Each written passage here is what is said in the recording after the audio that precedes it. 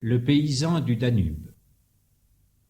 Il ne faut point juger des gens sur l'apparence. Le conseil en est bon, mais il n'est pas nouveau. Jadis, l'erreur du souriceau me servit à prouver le discours que j'avance. J'ai pour le fonder à présent le bon Socrate, Ésope et certains paysans des rives du Danube, hommes dont Marc Aurèle nous fait un portrait fort fidèle. On connaît les premiers, quant à l'autre, voici le personnage en raccourci. Son menton nourrissait une barbe touffue.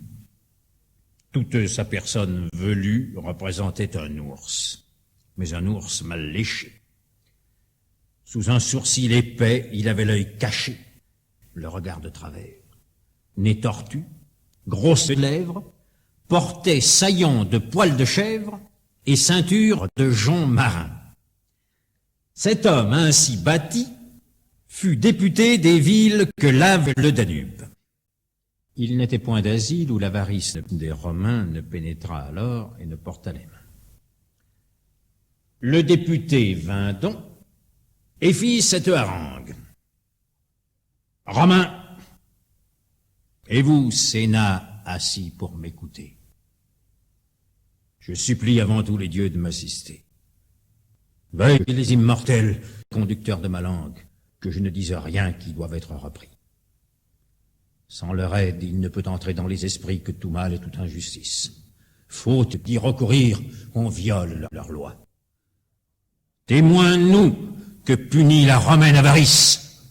Rome est par nos forfaits, plus que par ses exploits, l'instrument de notre supplice.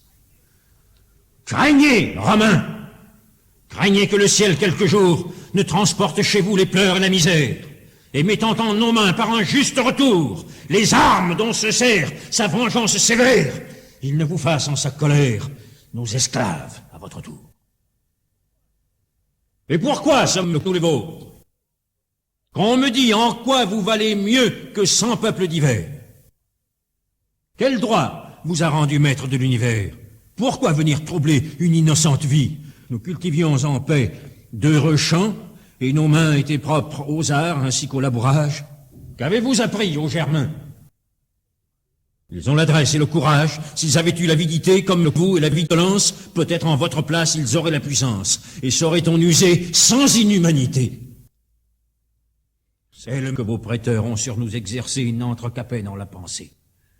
La majesté de vos autels, elle-même en est offensée, car sachez que les immortels ont les regards sur nous.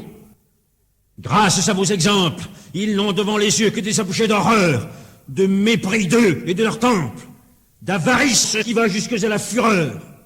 Rien ne suffit aux gens qui nous viennent de Rome.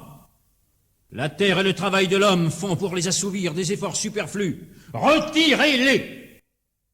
On ne veut plus cultiver pour eux les campagnes. Nous quittons les cités, nous fuyons aux montagnes, nous laissons nos chères compagnes. Nous ne conversons plus qu'avec des ours affreux, découragés de mettre au jour des malheureux, et de peupler pour Rome un pays qu'elle opprime. Quant à nos enfants déjà nés, nous souhaitons de voir leur jour bientôt borné. Vos prêteurs au malheur nous font joindre le crime. Retirez-les! Ils ne nous apprendront que la mollesse et que le vice. Les Germains, comme eux, deviendront gens de rapine et d'avarice. C'est tout ce que j'ai vu dans Rome à mon abord.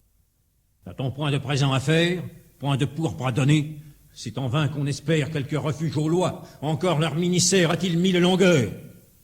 Ce discours un peu fort doit commencer à vous déplaire. Je finis. Punissez de mort une plainte un peu trop sincère.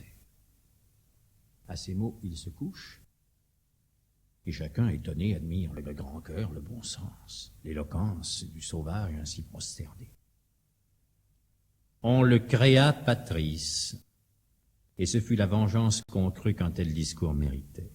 On choisit d'autres prêteurs, et par écrit, le Sénat demanda ce qu'avait dit cet homme pour servir de modèle aux parleurs à venir.